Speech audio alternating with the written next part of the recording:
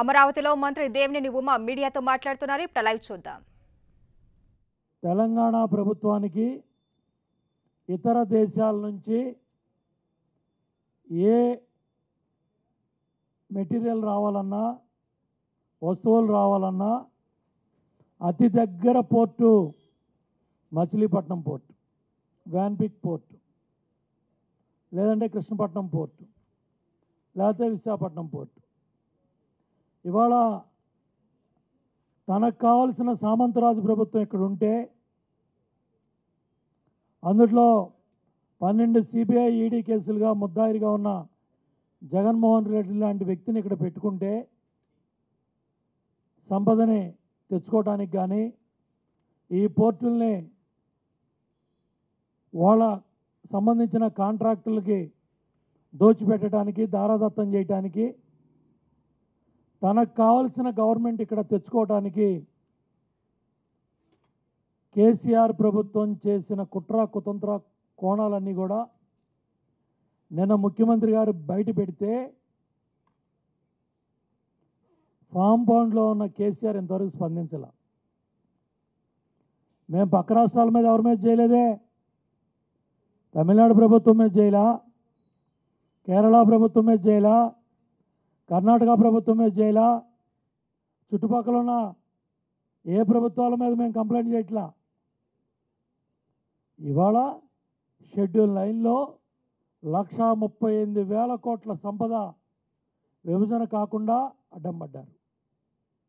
Schedule 10లో 38,000 కోట్ల ఆస్తుల విభజన కాకుండా అడ్డం పడ్డారు.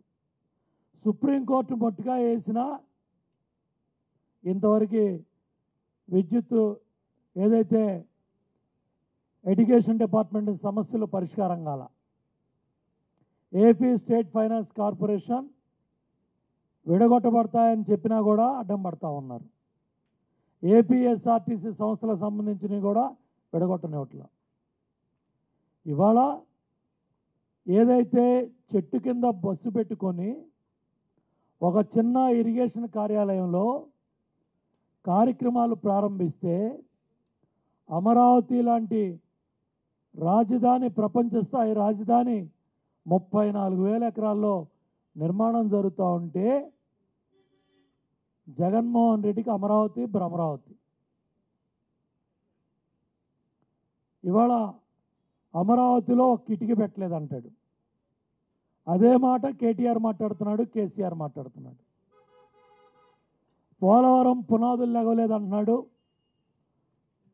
కేసీఆర్ గారి కుమార్తె కవిత పోలవరంలో కేసులు వేసింది. ఏ మాత్రం సిగ్గుపడకుండా పోలవరం మీద కేసులు వేసిన కవిత కేసీఆర్ గారితో, కేటీఆర్తో జగన్మోహన్ రెడ్డి గారు ఎన్నికల పొత్తు పెట్టుకొని కేటీఆర్ గారితో లంచ్ సమావేశాలు ఏర్పాటు చేసి 1,000 కోట్ల రూపాయలు ఇవాళ ఎన్నికల్లో ఖర్చు పెట్టడానికి ఆంధ్రప్రదేశ్ రాష్ట్రానికి డబ్బులు తేబడ్డాయి. ప్రజలందరూ కూడా జాగ్రత్తగా ఉండాలి, అలర్ట్గా ఉండాలి.